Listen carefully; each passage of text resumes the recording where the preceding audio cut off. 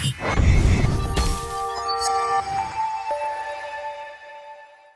Business blasters programme आज लिख लीजिए, देश की प्रगति में एक मील का पत्थर साबित होने वाला है। आज 7 सितंबर 2021 को दिल्ली के सरकारी स्कूलों के 9वीं से 12वीं के और रादर 11वीं से 12वीं के बच्चों के लिए लॉन्च हो रहा ये प्रोग्राम आने वाले समय में देश की प्रगति का आधार बनने वाला है। ये मैं आज आपको बता रहा हूं। एक बहुत बड़ी तरक्की की बुनियाद इस प्रोग्राम से रखी जा रही है। एक ऐसा दिन जिस दिन हम अपनी पाठ्य पुस्तकों में लिखेंगे कि भारत अब एक विकसित देश बन चुका है, ये आज का दिन उसकी बुनियाद बनेगा। जब मैं स्कूल में पढ़ता था तब भी हमारे स्कूलों में पढ़ाया जाता था कि भारत एक विकासशील देश है। 3 तरह के देश होते हैं, विकसित देश, कम विकसित देश और विकासशील देश। भारत एक विकासशील देश है। जब मैं स्कूल में पढ़ता था हमको तब भी पढ़ाया जाता था। आज जब हमारे बच्चे स्कूलों में पढ़ रहे हैं तब भी हम उनको यही पढ़ा रहे हैं कि 3 तरह के देश होते हैं और भारत अभी भी एक विकासशील देश है। और आज से हम जो शुरुआत करने जा रहे हैं, बिजनेस ब्लास्टर कहिए या कोई और नाम दे दीजिए, लेकिन ये जो काम हम शुरू करने जा रहे हैं, अगर इसको हमने ठीक से लागू नहीं किया तो यकीन मानिए हमारे बच्चों के बच्चे भी अपने बच्चों को यही पढ़ाया करेंगे कि भारत एक विकासशील देश है, अभी भी विकसित नहीं हुआ। लेकिन अगर हमने और आपने मिलकर इस बिजनेस ब्लास्टर प्रोग्राम और पूरे के पूरे एंटरप्रेन्योरशिप माइंडसेट करिकुलम को हमने ठीक से लागू कर दिया तो आज मेरा पूरा भरोसा है कि 15 से 20 साल मैक्सिमम लगेंगे कि हम अपनी टेक्स्ट बुक में बदल देंगे इस इतिहास को कि भारत अब विकासशील देश नहीं, विकसित देश बन चुका है। और ये एंटरप्रेन्योरशिप माइंडसेट करिकुलम और उसमें भी विशेष रूप से ये बिजनेस ब्लास्टर प्रोग्राम इसका बहुत बड़ा आधार बनने जा रहा है। आज जब मैं ये बात कह रहा हूं तो हो सकता है कुछ लोगों को लगे बड़े बोल हैं, आज हो सकता है कुछ लोगों को लगे बड़ी यूटोपियन बात कर रहा है, लेकिन वो दिन दूर नहीं है जब दिल्ली के स्कूलों से निकलने वाला एक एक बच्चा अपनी स्कूल की और कॉलेज की पढ़ाई पूरी करके जब जॉब मार्केट में, फील्ड में काम करने जाएगा तो वो नौकरियां मांगने के लिए खड़ा नहीं होगा लाइनों में लग के, वो नौकरियां क्रिएट करेगा। ये दिन दूर नहीं। अभी आप कुछ 41 बच्चों का यहां प्रेजेंटेशन देखेंगे इसके बिजनेस ब्लास्टर्स का पायलट प्रोग्राम, और खुद सोचिएगा, आप देखेंगे उस प्रेजेंटेशन को, उनके साथ इंटरेक्शन भी करेंगे।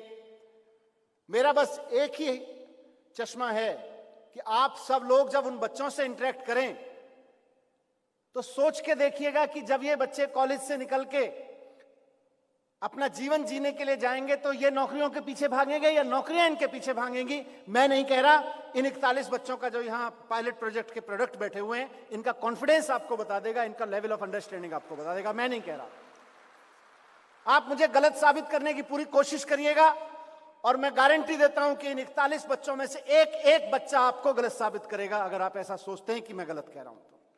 मेरा विश्वास है इनमें से एक भी बच्चा अब नौकरी मांगने के लिए लाइन में खड़ा नहीं होगा। या तो ये नौकरियां बनाएगा, नौकरियां पैदा करेगा, या नौकरियां इनके पीछे भागेंगी, ऐसा मेरा दावा है। मैंने कहा कि हम चाहते हैं कि हमारे देश का नाम जब टेक्स्ट बुक में हम अपने बच्चों को पढ़ाएं तो विकसित देश पढ़ाएं, विकासशील देश नहीं पढ़ाएं। लेकिन हमारा नाम बदलने की राजनीति में, नाम बदलने के चाह में कोई ऐसा रोमांस नहीं है। ये नाम बदलने के रोमांस से हम प्रभावित नहीं होते हैं। नाम नहीं बदलना है, तस्वीर बदलनी है। और पहली तस्वीर यह बदलनी है कि हम सब कहते हैं ना भारत युवाओं का देश है, कहते हैं कि नहीं? बताएं, कहते हैं कि नहीं कहते? कहते हैं कि भारत युवाओं का देश है, लेकिन उसकी बहुत क्लोजर पिक्चर देखेंगे तो भारत युवाओं का देश तो है, लेकिन पढ़े लिखे अशिक्षित ज्यादातर युवाओं का देश है। यह उसकी एक क्लोजर तस्वीर है। यह तस्वीर इस पाठ्यक्रम से बदलनी है। इस बिजनेस ब्लास्टर प्रोग्राम से यह तस्वीर बदलनी है कि भारत पढ़े लिखे, सक्षम और ऐसे युवाओं का देश है जो नौकरियों के पीछे नहीं भाग रहे हैं, नौकरियां बना रहे हैं। ये तस्वीर हमको बदलनी है।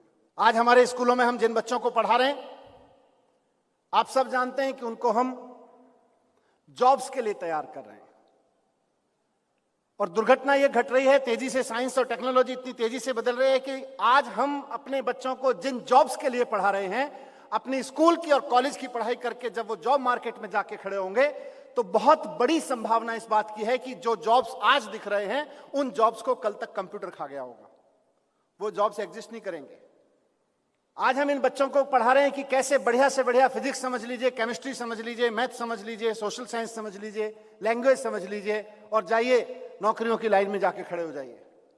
यह तस्वीर हमको बदलनी है और मुझे भरोसा है कि हमारा बिजनेस ब्लास्टर प्रोग्राम इसका एक बहुत बड़ा आधार है।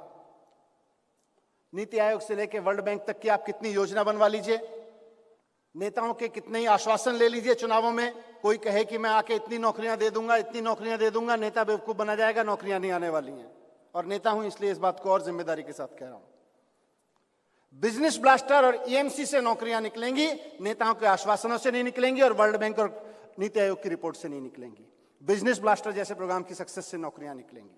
इसको सक्सेसफुल बनाइए और वो चाबी आपके हाथ में है। हम जिन बच्चों को पढ़ा के अपने स्कूलों से बाहर भेज रहे हैं, कल कॉलेज में भेजेंगे। आज हमारे मुल्क में इतने जॉब्स ही नहीं हैं जितने बच्चे हम पढ़ा रहे हैं, और जितने हमने पहले से पढ़ा के लाइन में खड़े कर दिए हैं, हमारे पास जॉब्स नहीं है। हमारे मुल्क में इतने जॉब्स नहीं है। हमें जॉब क्रिएटर अपने स्कूलों से निकालने हैं। यह तस्वीर हमको बदलनी है बड़े पैमाने पर। दूसरा, जो मैंने कहा, भारत युवाओं का देश है। जब हम टीवी में ये बात सुनते हैं, इंटरनेट पे पढ़ते हैं, तो बड़ी एनर्जी आती है। लेकिन भारत युवाओं का देश तो है, लेकिन यह भी समझना पड़ेगा, जो मैंने भी कहा, कि भारत शिक्षित बेरोजगार युवाओं का देश ज्यादा होता चला जा रहा है और ऐसे समय में होता चला जा रहा है। मैं दूसरी तस्वीर आपके सामने रख रहा हूं।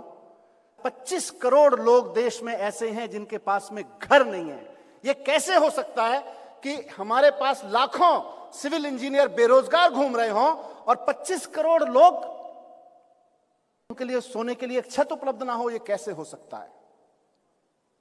कहीं ना कहीं हमारी एजुकेशन में कोई कमी तो है। मैं किसी रिपोर्ट में पढ़ रहा था, मुल्क में 17-18 करोड़ लोग आज भी रात को भूखे सोते हैं, उनके पास खाने के लिए भोजन नहीं है। और इस देश में एग्रीकल्चर यूनिवर्सिटी और फूड टेक्नोलॉजी के कॉलेजेस से निकले हुए लड़के लड़कियों की लाइन लगी पड़ी है, जो कह रहे हैं हमारे पास में काम नहीं है। जिस मुल्क में 18 करोड़ लोग भूखे सो रहे हैं, उस मुल्क में अगर एग्रीकल्चर यूनिवर्सिटी और फूड साइंस कॉलेज से निकले हुए लड़के लड़कियों के पास काम नहीं है, तो कहीं ना कहीं हमें अपने एजुकेशन के ऊपर सवाल उठाना पड़ेगा कि दिया क्या उनको, उनके साथ 6 साल 20 साल हमने किया क्या फिर, अगर वो भूखे लोगों को खाना उपलब्ध नहीं करा सकते हैं। आप लोग केमिस्ट्री पढ़ाते हैं, साइंस पढ़ाते हैं, केमिस्ट्री पढ़ाते हैं, उसके बाद केमिस्ट्री ग्रेजुएट करते हैं, उसके बाद केमिस्ट्री का पीएचडी बनाते हैं। पोस्ट ग्रेजुएट बनाने के बाद आप सोच के देखिए, एक टीचर होने के नाते, एक प्रिंसिपल होने के नाते मैं चाहता हूं, और खासतौर से ईएमसी की जब हम बात करें और बिजनेस ब्लास्टर की बात करें और इससे हम क्या हल करना चाह रहे हैं, क्या लार्जर विजन लेके चल रहे हैं, इस पे तो सोच के देखिए कि इस देश में दवाइयों की कितनी कमी है और हम कितने लड़के लड़कियों को केमिस्ट्री पे केमिस्ट्री पढ़ाए जा रहे हैं। हम रसायन शास्त्र के पीएचडी दे रहे हैं, लेकिन हमारे रसायन शास्त्र का पीएचडी जाके कॉलेज में कहता है मुझे प्रोफेसर बना दो, प्रोफेसर की नौकरी दे दो।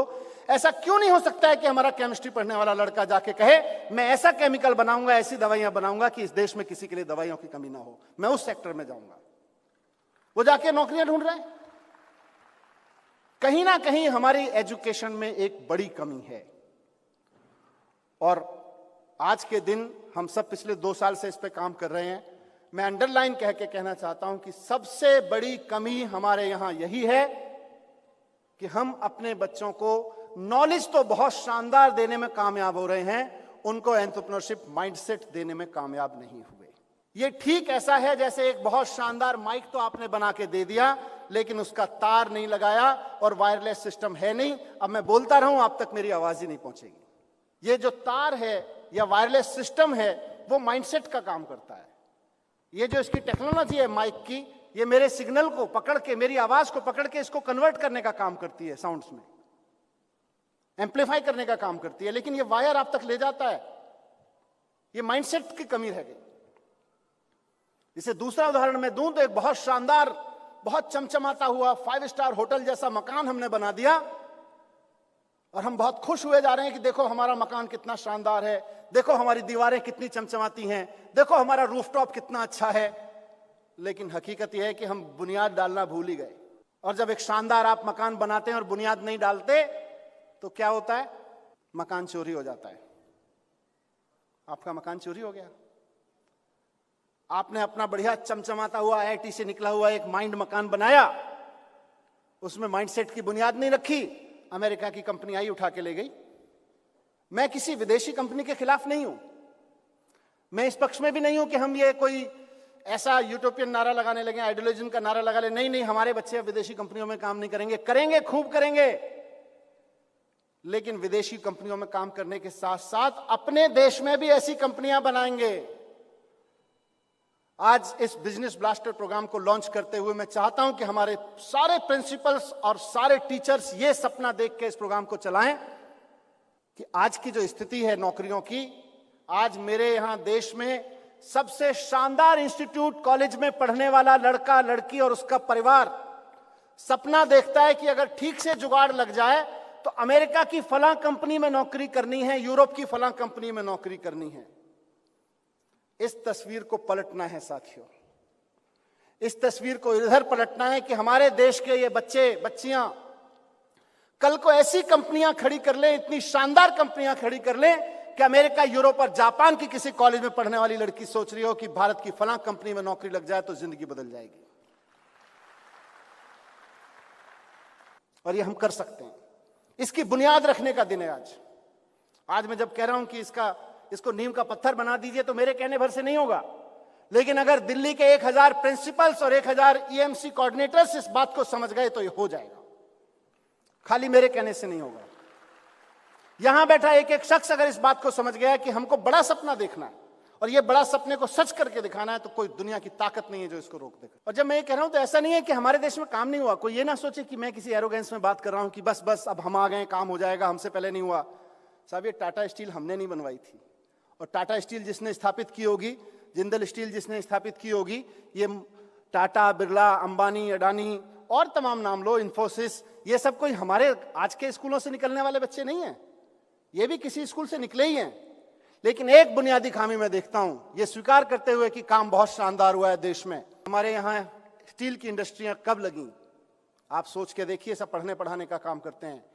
हमारे मुल्क में स्टील की इंडस्ट्रीज तब लगनी शुरू हुई जब दुनिया के बहुत सारे मुल्कों में 100 साल तक इंडस्ट्री ने काम कर लिया था। हमारे देश में हर वो काम जिस पे आज हम अपनी इकोनॉमी को टिकाए हुए हैं वो तब शुरू हुआ जब हमारे से ज्यादा कोई और उसमें आगे निकल गया था। हमने तब शुरू किए वो काम। ज्यादातर काम हमारे यहां जो इंडस्ट्री से रिलेटेड है, जो एंटरप्रेन्योरशिप से रिलेटेड है। लेटेस्ट की मैं बात करूं, मैकिन हमारे साथ बैठे हैं, वन ऑफ द फाउंडर्स। हमारे यहां फ्लिपकार्ट जैसी कंपनी भी तब आती है जब अमेजन जैसी कंपनी दुनिया के सारे मुल्कों में धूम मचा चुकी होती है, तब हम एक फ्लिपकार्ट बना पाते हैं अपने यहां पे। कहीं तो कुछ कमी है ना। वो कमी एंटरप्रेन्योरशिप माइंडसेट की है। उस कमी को दूर कर लीजिए। हमारे यहां फ्लिपकार्ट अमेजन से पहले बनने लगेगी।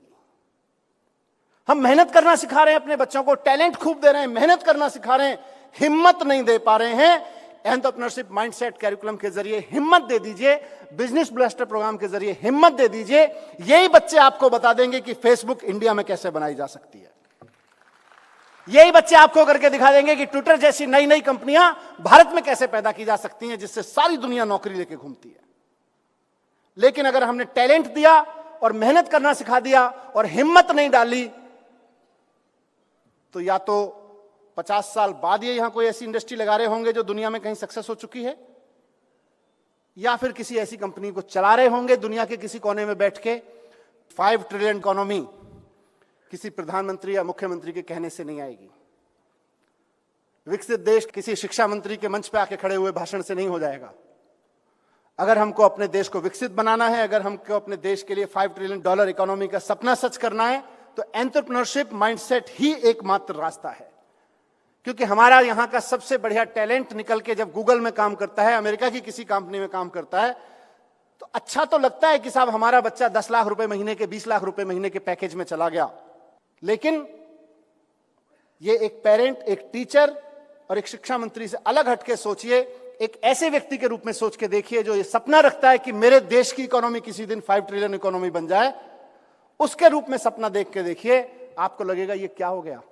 मेरा जो बच्चा आज गूगल में जाके किसी दुनिया की किसी बड़ी कंपनी में जाके प्रोडक्ट बना रहा है, उस प्रोडक्ट को दुनिया के सारे मुल्क खरीद रहे हैं, उस प्रोडक्ट के बेचने से जो प्रॉफिट हो रहा है वो अमेरिका की फलानी कंपनी को हो रहा है, तो अमेरिका की इकोनॉमी बढ़ रही है। और मेरे हिस्से में क्या आ रहा है, देश के हिस्से में क्या आ रहा है, कुल मिला के 10 लाख रुपए का पैकेज, और हम 10 लाख रुपए के पैकेज पे खुश हुए जा रहे हैं।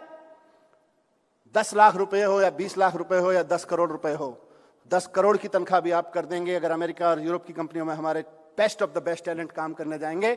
हमको कोई हक नहीं है कि हम 5 ट्रिलियन इकोनॉमी का सपना देखना शुरू करें। अगर 5 ट्रिलियन इकोनॉमी का सपना देखना है तो उससे पहले उस सपने की बुनियाद ये देखिए कि हमारे देश के स्कूलों में पढ़ने वाला हर बच्चा जब किसी कॉलेज में जाए तो वो अपनी नॉलेज तो लेके जाए, उसका माइंडसेट एंटरप्रेन्योरशिप होना चाहिए, एंटरप्रेन्योरल माइंडसेट लेके जाए।